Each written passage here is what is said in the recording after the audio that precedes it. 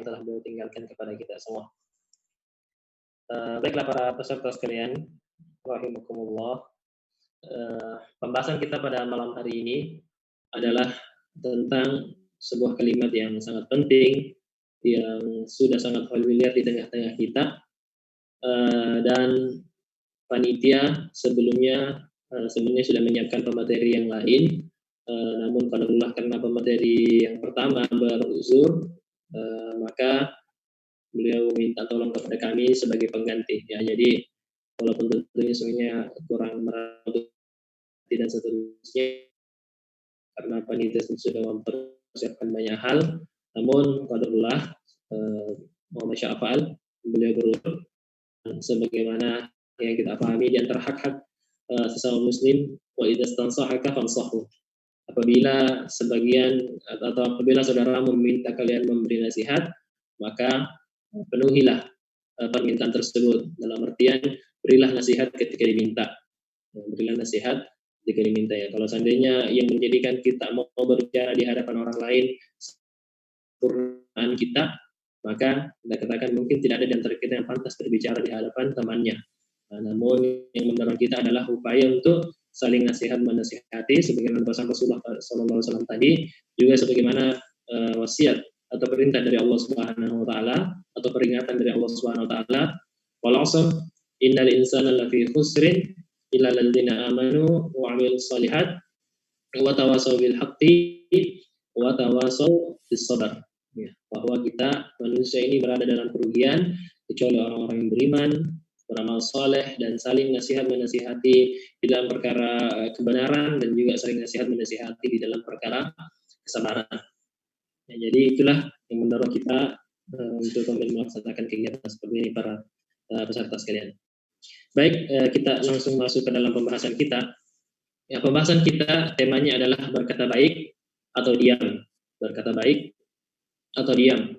Dan para peserta sekalian, potongan kalimat ini sejatinya berasal dari sabda Nabi Muhammad sallallahu alaihi wasallam yang diriwayatkan oleh Bukhari dan Muslim dalam dua kitab sahih mereka masing-masing, yang diriwayatkan oleh sahabat Abu Hurairah radhiyallahu taala anhu, dan yang sebenarnya potongannya ini merupakan bagian dari sebuah hadis yang lebih panjang, sebuah hadis yang mengandung kalimat-kalimat lain yang juga tidak kalah berharganya. An Abi Hurairah radhiyallahu taala anhu, anna Rasulullah sallallahu alaihi wasallam qala, man kana yu'minu billahi wal yawmil akhir falyaqul khairan aw liyasmut.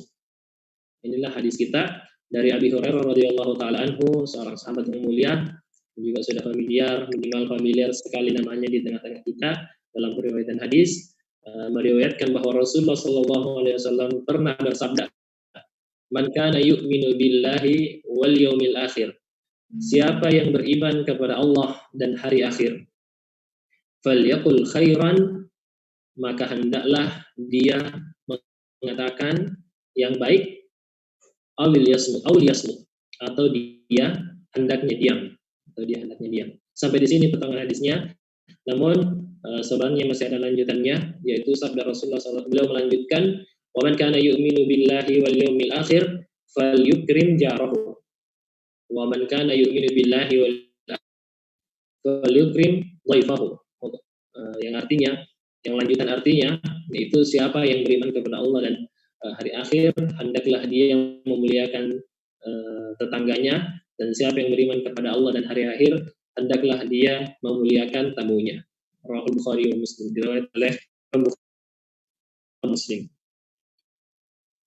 Para peserta sekalian yang dirahmati oleh Allah Subhanahu wa taala, hadis ini sebagaimana walaupun disebutkan tadi bahwa diriwayatkan oleh Imam Bukhari dan Imam Muslim di dalam kitab sahih mereka, kitab sahih yang paling sahih di antara kitab-kitab hadis. Hadis ini juga dinukil oleh seorang ulama yang mulia, Imam An-Nawawi, Yahya bin Syaraf An-Nawawi rahimahullah, seorang ulama yang sangat besar, juga kami yakin sudah masyhur juga di tengah-tengah para peserta sekalian, yang beliau memiliki sebuah kitab yang sangat fenomenal, ya, kitab yang fenomenal, walaupun secara fisik ukurannya sangat kecil, dan bahkan dia hanya mengandung puluhan hadis. kitab tersebut kita tahu yaitu Al-Arba'un atau Al-Arba'in An-Nawawiyah. Nah, kitab hadis yang dikumpulkan oleh kitab hadis yang disusun oleh Imam An-Nawawi yang di dalamnya beliau hanya mengumpulkan hanya mengumpulkan 42 hadis. Hanya mengumpulkan 42 hadis, tetapi hadis-hadis yang beliau kumpulkan adalah hadis-hadis yang sangat pokok, yang maksud penyusunan hadis-hadis tersebut adalah guna bisa memberikan gambaran tentang hadis-hadis yang bisa mencakup makna yang sangat luas. Artinya kita pahami hadis-hadis Nabi SAW sangat banyak, jumlahnya sangat banyak. Beliau hidup atau menjalani masa kenabian selama kurang lebih 23 tahun, tentu banyak sekali hadis-hadis yang beliau atau diriwayatkan oleh para sahabat dari diri beliau Sallallahu Alaihi Wasallam. Tapi di antara hadis-hadis tersebut ada beberapa hadis maknanya sangat luas sehingga bisa menjadi fondasi atau kaidah-kaidah atau fondasi atau kaidah bagi syariat Islam. Artinya kalau kita sudah paham hadis-hadis tersebut, diasumsikan kita sudah bisa memahami atau punya gambaran umum tentang bagaimana sebenarnya agama Islam ini secara keseluruhan. Ya, kurang lebih seperti itu maknanya. Dan di dalam kitab tersebut sekali lagi beliau mengumpulkan 42 hadis yang sangat pokok, sangat luas maknanya, sangat dalam dan sangat luas maknanya. Dan salah satu hadis di antara hadis-hadis tersebut adalah hadis yang akan kita bahas ini. Man kana yu'minu billahi wal yawmil akhir falyaqul khairan aw liyasmut. Dan para ikhwan dan ada akhwat juga rahimahullah wa barakallahu fikum, Imam Ibnu Hajar Al-Asqalani berkata bahwa hadis ini di antara hadis-hadis Nabi sallallahu alaihi wasallam yang merupakan jawami'ul kalim. Jawami'ul kalim artinya kalimat ringkas yang maknanya sangat luas. Bagaimana tidak? Nabi cuma berkata dengan sekian berapa frase saja ini atau berapa kata billahi wal yawmil akhir falyaqul khairan wal yasmut, itu sudah bisa mencakup sekian banyak permasalahan di dalam kehidupan kita. Ya. Kemudian hadis Ibnu Hajar Al-Haytami tadi Ibnu Hajar Al-Asqalani, Ibnu Hajar Al-Haytami menyebutkan bahwa hadis ini minal qawaid al-amimah, kaidah yang menyeluruh, maksudnya sangat luas dan nilainya sangat tinggi. Ya, bagaimana tidak? Hadis ini ikhwah dan akhwat sekalian menjelaskan tentang tugas lisan, sedangkan di dalam aktivitas kita ini kita punya 3 perangkat. Ya, kita punya 3 perangkat, yaitu hati, lisan, dan apa lagi? Hati, lisan, dan anggota badan. Ya, kita beraktivitas, kita hidup, perangkat hidup kita adalah hati, lisan, dan anggota badan. Ya, kalau hadis ini sudah mencakup pembahasan atau kaidah yang sangat penting tentang lisan, maka bisa dikatakan bahwa hadis ini sudah mengatur sepertiga dari kehidupan kita. Ya, karena sudah mengatur lisan, sedangkan lisan ini adalah sepertiga dari hidup kita, maka bisa dikatakan pula bahwa hadis ini sudah cukup untuk mengatur perkara lisan seorang manusia, lisan para hamba. Jadi bisa dikatakan juga seperti dari agama Islam atau seperti dari wasiat-wasiat yang ada di dalam agama Islam. Kemudian lebih lanjut para peserta sekalian, seorang imam bernama Abu Muhammad Ibnu Abi Zaid, Abu Muhammad bin Abi Zaid Al-Maliki menyebutkan juga bahwa poros-poros adab itu, namanya poros-poros artinya apa ya? Ya, poros, kita sudah tahu maksudnya. Poros artinya inti-inti, yang mungkin ya kunci-kunci atau sumber-sumber adab yang mulia itu terdapat di dalam 4 hadis. 4 hadis. Man kana yu'minu billahi akhir hadis. Kemudian sabda Nabi sallallahu alaihi wasallam yang kedua, la taghdab, jangan marah. Kemudian yang ketiga, poros yang ketiga adalah sabda Nabi sallallahu alaihi wasallam, min husnil islamil mar'i tarkuhu ma la ya'nihi. Dalam hadis yang artinya tanda kebaikan seseorang adalah ketika dia meninggalkan apa yang tidak berguna baginya.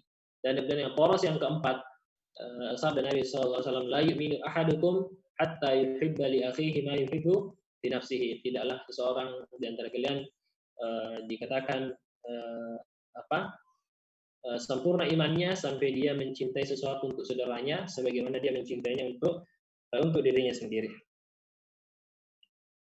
Ya, para ikhwah dan akhwat sekalian yang dirahmati Allah Subhanahu wa taala. Nah, jadi kalau poros adab itu, poros akhlak itu ada 4, sedangkan hadis ini adalah salah satunya, maka bisa dikatakan lagi bahwa hadis ini merupakan 1/4 dari keseluruhan akhlak. Atau dengan kata lain, siapa yang sudah bisa menjalani hadis ini dengan baik, maka dia sudah dapat 1/4 dari keseluruhan akhlak yang mulia. Kemudian para ikhwan dan akhwat sekalian yang dirahmati oleh Allah Subhanahu wa taala, ya, sallallahu alaihi wasallam memulai hadisnya dengan bersabda, "Man kana yu'minu billahi wal yaumil akhir." Siapa yang beriman kepada Allah dan hari akhir. Ya, kepada Allah dan hari akhir. Ya. Ini menunjukkan para peserta sekalian bahwa keimanan itu sangat erat kaitannya dengan akhlak. Sangat erat kaitannya dengan akhlak dan sangat nampak di dalam amal perbuatan manusia. Karena sebagian orang-orang yang menisbatkannya dirinya pada agama Islam berkata, dan ini utamanya dari kalangan Murji'ah atau yang semisal dengan mereka dalam hal pemikiran dan akidah, bahwa mereka berkata siap bahwa iman itu sifat statis. Artinya dia cuma tempatnya ada di hati, sehingga dia tidak dipengaruhi dengan apapun yang kita lakukan dengan amal perbuatan kita, dengan anggota badan kita. Ya, orang kalau sudah beriman, maka imannya sudah iman yang sempurna. Dalam artian sama saja imannya para ulama dengan imannya para penjahat yang ada di pinggir jalan. Kenapa? Karena walaupun penjahat di pinggir jalan pun, walaupun dia bermaksiat, walaupun dia melakukan kejahatan, tapi intinya dia sudah beriman, sehingga imannya dianggap sudah sempurna dan tidak ada pengaruhnya amal perbuatan tersebut. Jadi ini bantahan.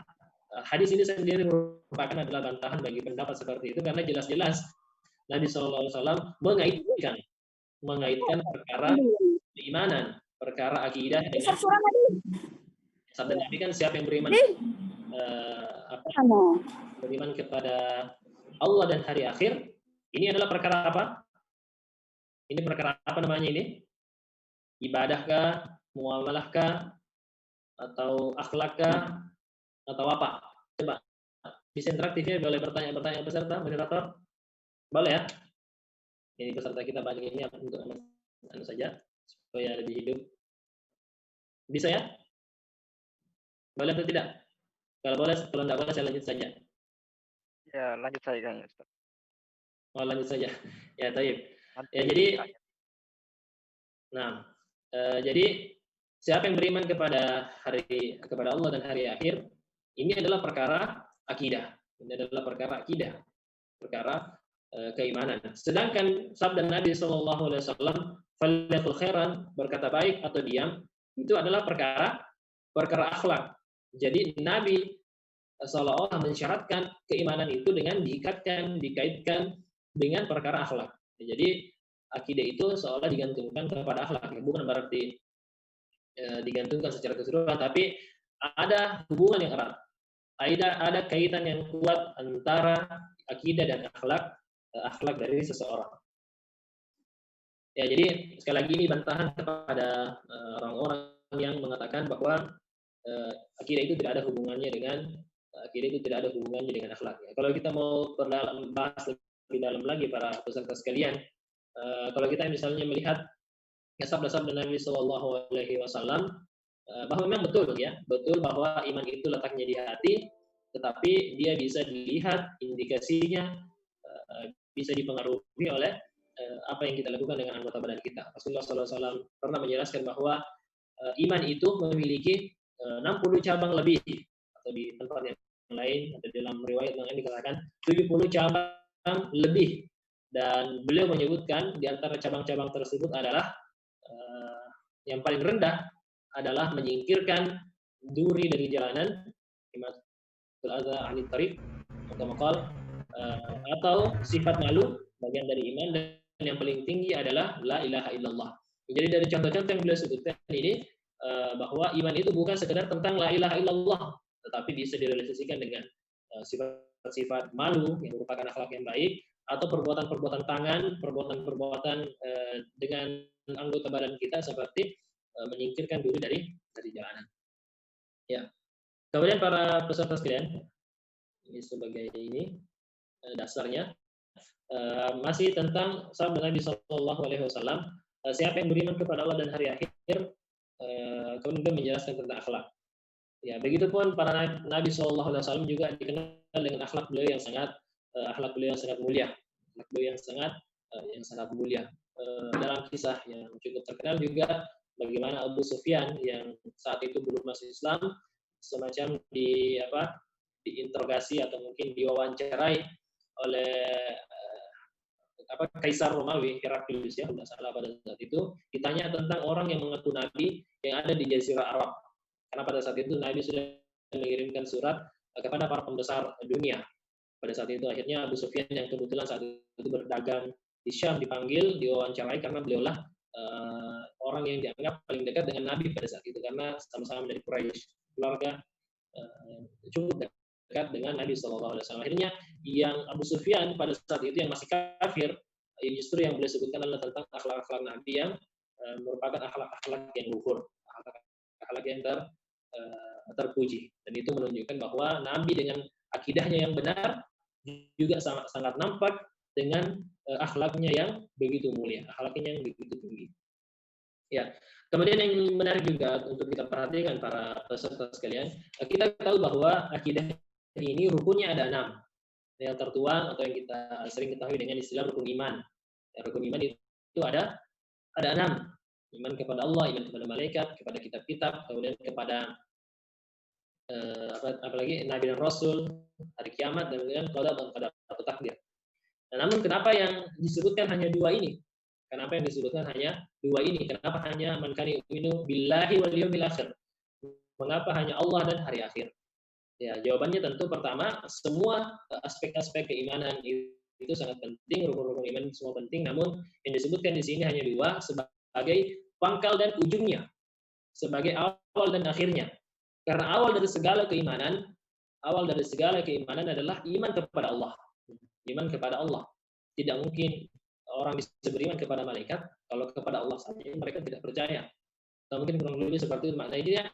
Awal dari segenap keimanan kita itu dimulai dengan iman kepada Allah. Kemudian akhir dari seluruh keimanan kita adalah iman kepada hari akhirat. Kenapa kita sholat?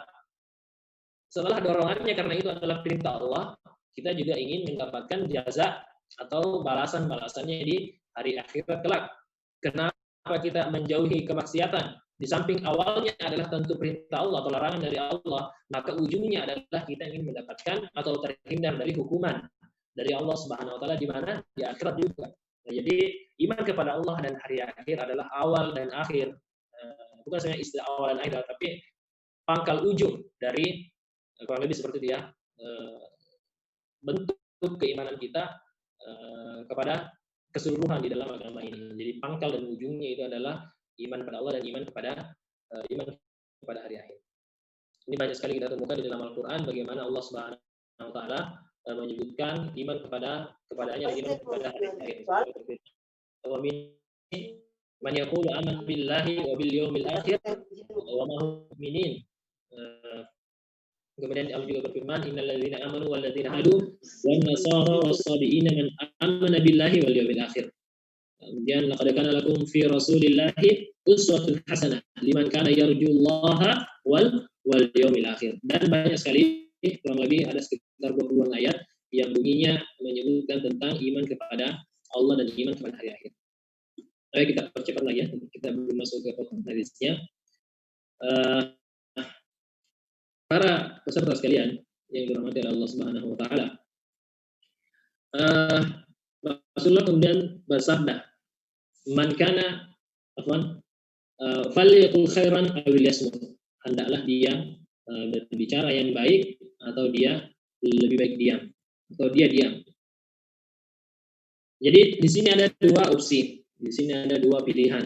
Nah, pilihan yang pertama adalah hendaknya dia berbicara, atau yang adalah berbicara dulu, baru ada diam.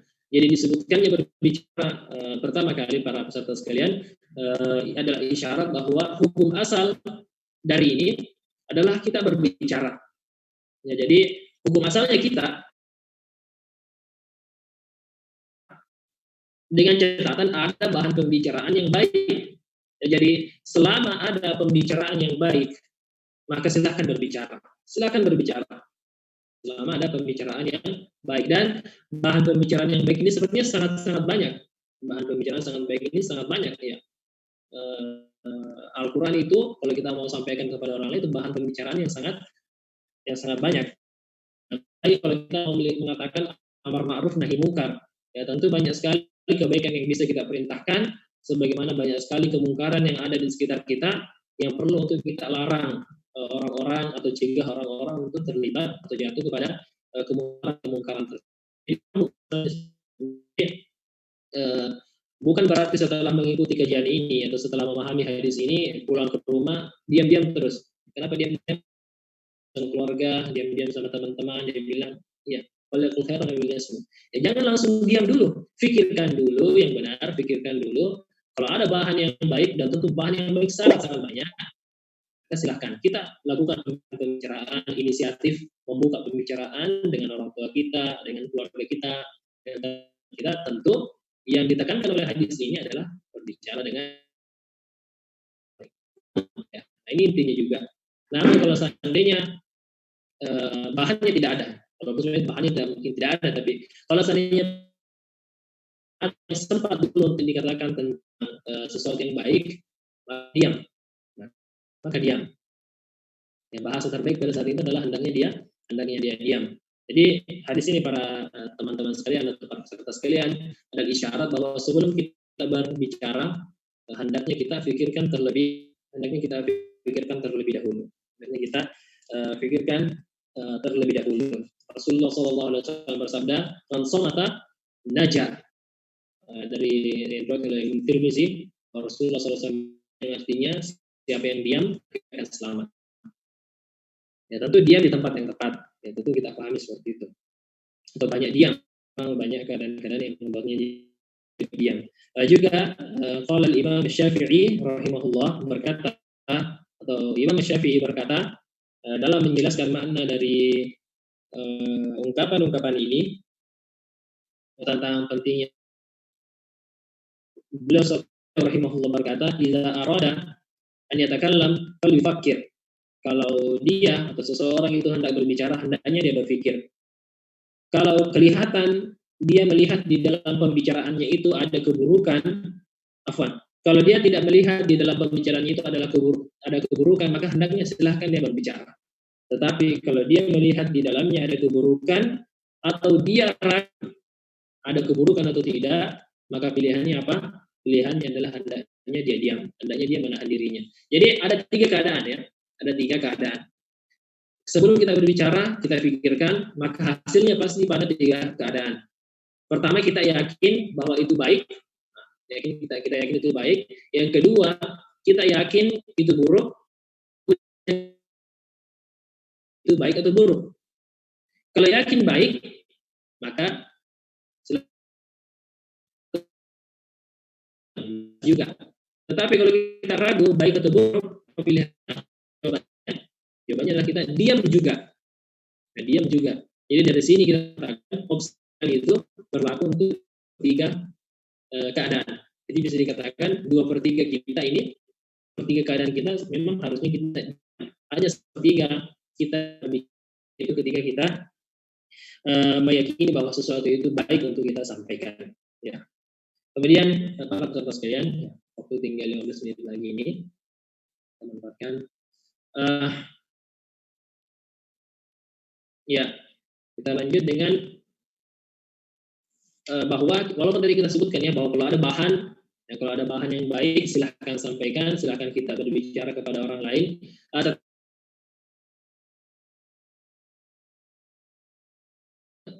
pihak. Betul dia berbicara tentang yang baik-baik.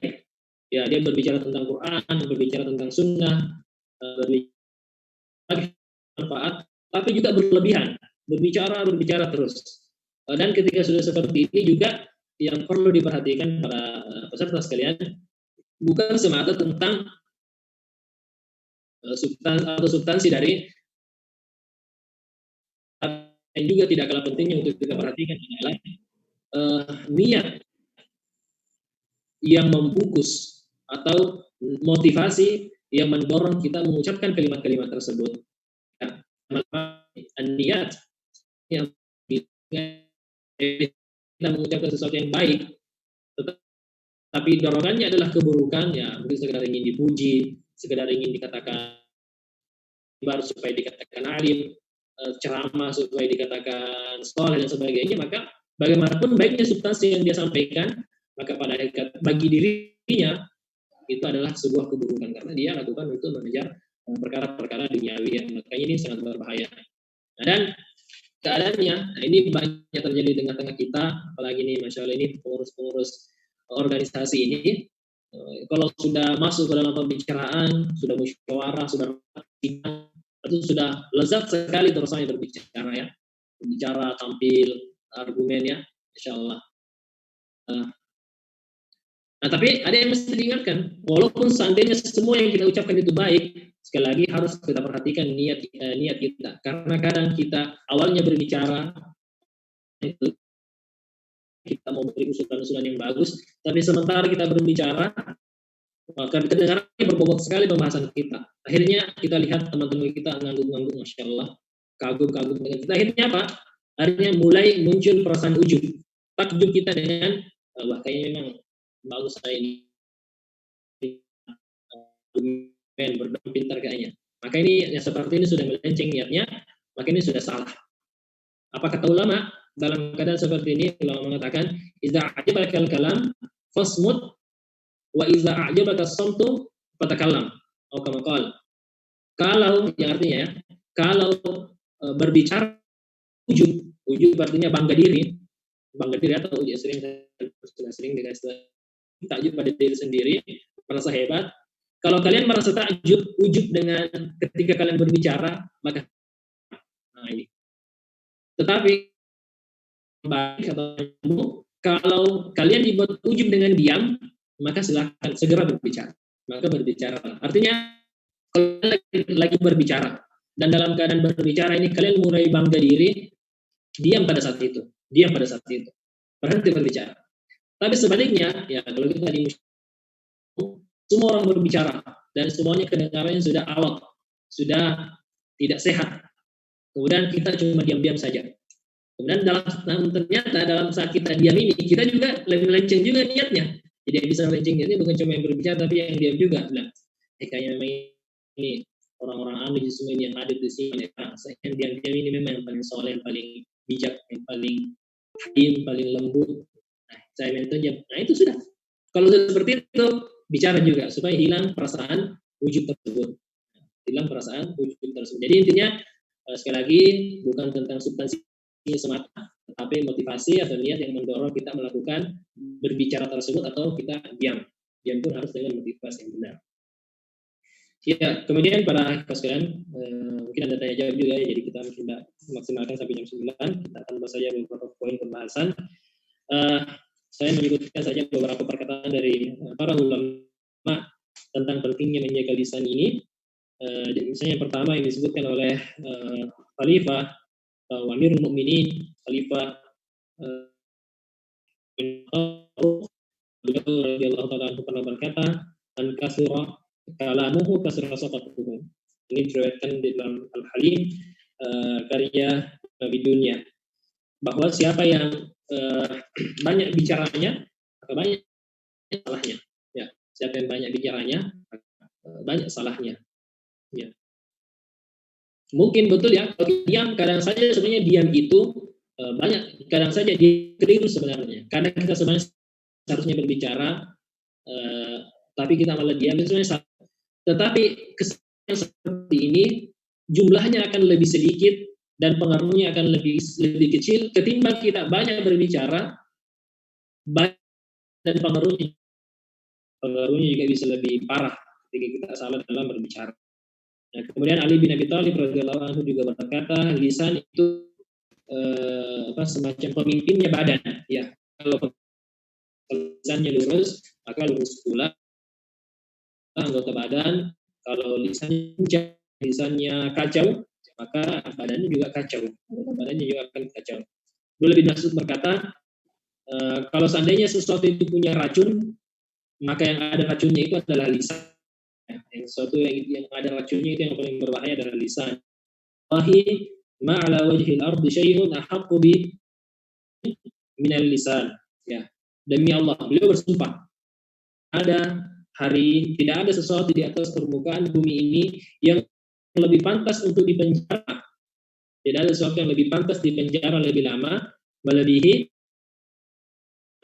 Ya, lisan ini harus dipenjara lama-lama. Jadi kalau ada penjahat, ya kenapa dipenjara? Supaya dia tidak mempengaruhi, merusak dunia ini dengan kejahatannya.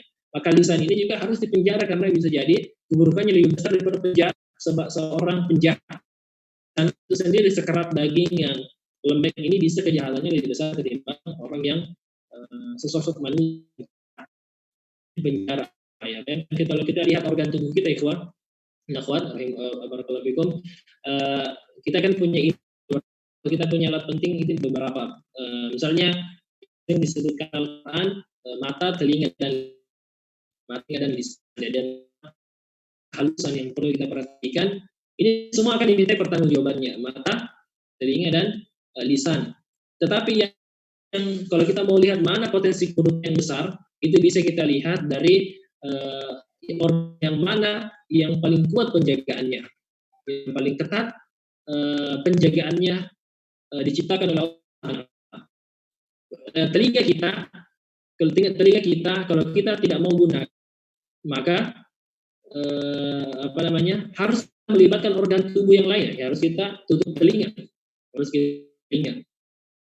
Kalau mata memang sudah dilengkapi dengan alat yang tidak perlu organ lain. Maksudnya tidak perlu badan kita yang lain yang harus turun tangan. Cukup dengan menutup mata, ada katupnya, ada kelopak mata, ya. Ya, mata ada kain, ada kulit, itu tinggal tutup. Tapi kalau lisan, coba perhatikan, lisan itu ada 2 lapis lagi. Nah, itu gigi itu sudah penjara.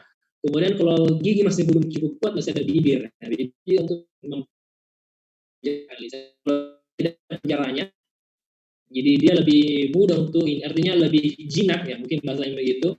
Mata juga lebih bisa dikendalikan karena ada organnya satu, tapi saking berbahayanya ditutup dengan 2. Jadi 0, 1. Inilah di antara tersebut yang sangat perlu perhatian untuk kita jaga dengan sebaik-baiknya. Kemudian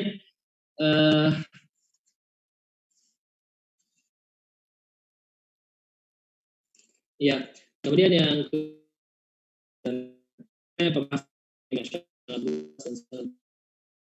namun kita ambil beberapa poin saja yang diharapkan bisa menjadi bekal yang baik untuk kita. Yang kedua dari terakhir yang akan kita sebutkan adalah bahwa pengaruh keburukan dari lisan ini sangat besar dan bisa sangat meluas, bahkan bisa kekal. Maksudnya adalah kalau kita para ikhwan sekalian, kalau kita menyakiti seseorang dengan fisik, maka itu bisa segera sembuh. Kalau kita pukul, walaupun sampai pukul ini bukan yang baik, maka kalau kita pukul ya segera sembuh. Ya bisa sembuh kalau kita sudah pukul dia, kemudian dia sembuhkan. Tapi kalau lisan itu tempatnya pengaruhnya di hati, ya, pengaruhnya di hati. Dan yang biasanya yang ada di hati itu, yang justru lukanya tidak berdarah, itu jauh bahkan tidak bisa sembuh, bahkan bisa kekal, bahkan sampai bisa menjadi kebencian bukan hanya kepada dirinya atau pelakunya, bahkan bisa sampai kepada anak keturunan dia, orang yang terus orang inilah yang dulu sudah menyakiti perasaan orang tua saya dengan perkataannya, walaupun kalau mungkin persoalan ini persoalan fisik, ya mungkin itu bisa diobati, tapi kalau hati itu jauh lebih sulit untuk kemudian diobati. Kemudian yang terakhir yang kita ingin sebutkan para peserta sekalian adalah tentang memiliki lisan yang baik, tentang memiliki lisan yang baik. Karena mungkin setelah pembahasan ini ada yang berkata, bagaimana ini saya memang sudah dari sana memang sudah seperti ini lisan saya, memang sudah kasar mulut saya, memang sudah pedis-pedis ini, memang saya sudah memang seperti itu. Jadi malu saya sama saya teman, atau bilang misalnya bro, saudara, harus kalau bergaul sama saya memang harus sabar-sabar, karena memang saya sudah seperti ini ya, itu yang harus. Jadi ya, ini tentu bukan perkara yang dibenarkan. Ini mindset yang keliru. Bagaimana mungkin kita punya keburukan, kemudian kita mau tetap dengan keburukan tersebut, dan kita malah minta orang lain yang menyesuaikan dengan kita. Nah, ini aneh, ini tidak dibenarkan. Yang benar seharusnya adalah kita yang punya diri kita lah yang seharusnya bertanggung jawab untuk menyesuaikan dengan, bukan tentang orang lain, tetapi tentang kepada aturan Allah Subhanahu wa taala, tentang sunnah Nabi SAW. Jadi kita yang menyesuaikan dengan syariat ini. Dan tentu syariat ini akan menyesuaikan atau akan sangat sesuai dengan kemaslahatan sesama kita dalam pergaulan. Ya, teman kita pasti suka temannya yang lisannya baik, yang akhlaknya mulia tentu. Jadi sekali lagi mindsetnya keliru kalau kita katakan orang lain yang harus menyesuaikan dengan saya. Yang benar adalah kita lah yang harus menyesuaikan. Dan apakah kita bisa berubah? Jawabannya tentu. Jawabannya kita sangat bisa untuk berubah. Para peserta sekalian, akhlak itu atau perangai atau sifat-sifat diri kita ini terbagi menjadi dua namanya. Ada namanya sifat-sifat yang jibili. Jibili adalah sifat-sifat yang namanya bawaan. Nah, sifat-sifat bawaan. Bahasa orang memang sudah dari sana, memang sudah seperti itu orangnya. Dan namanya jibili. Kemudian ada namanya sifat muktasab.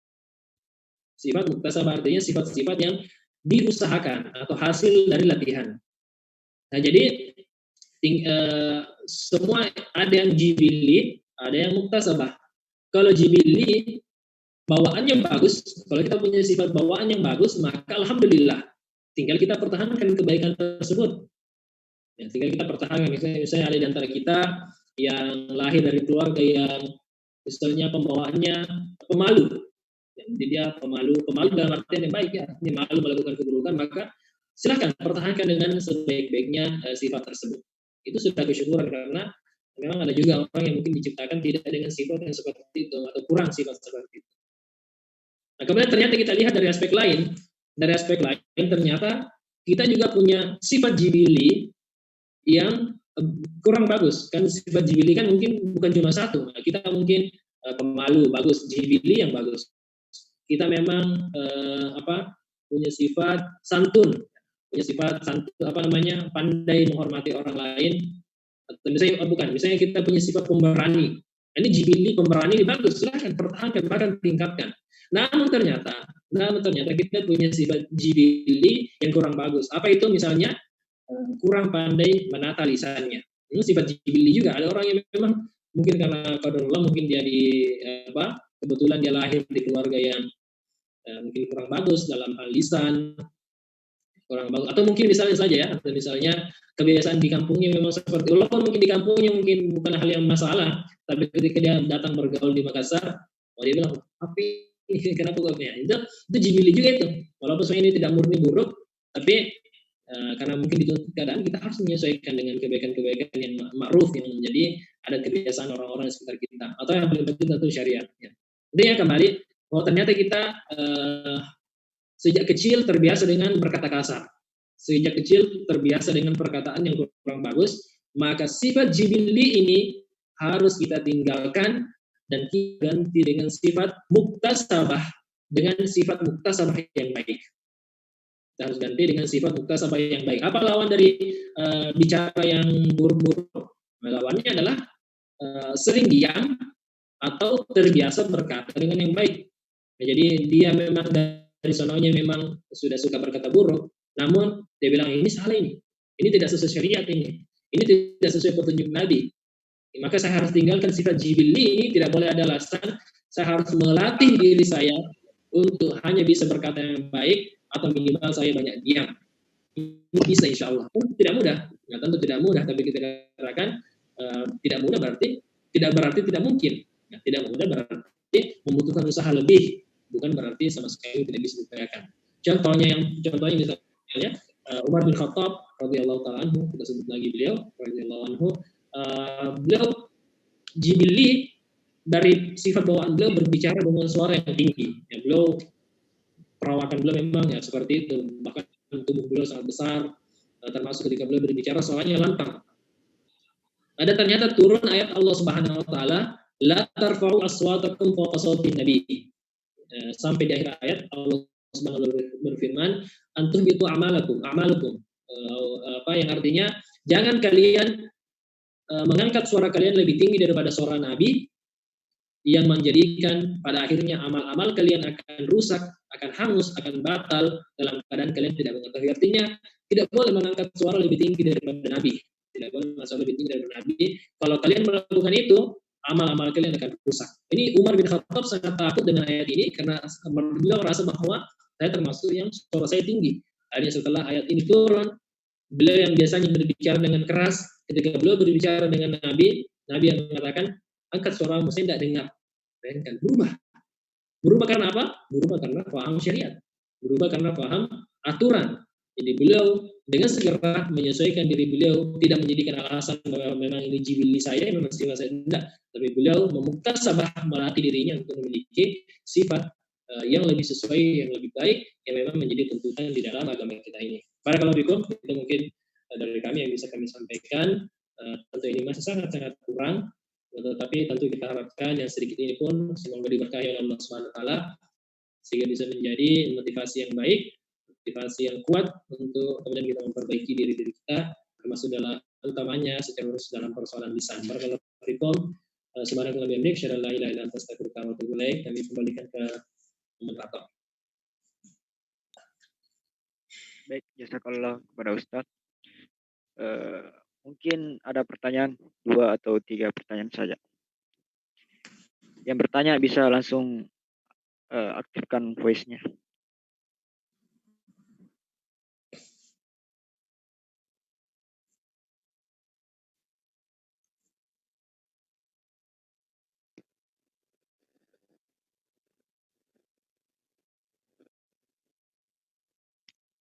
Ya, dipersilakan yang ingin bertanya. Mungkin terkait materi yang dibawakan oleh Ustadz atau ada tanggapan lain mengenai materi yang dibawakan. Silakan.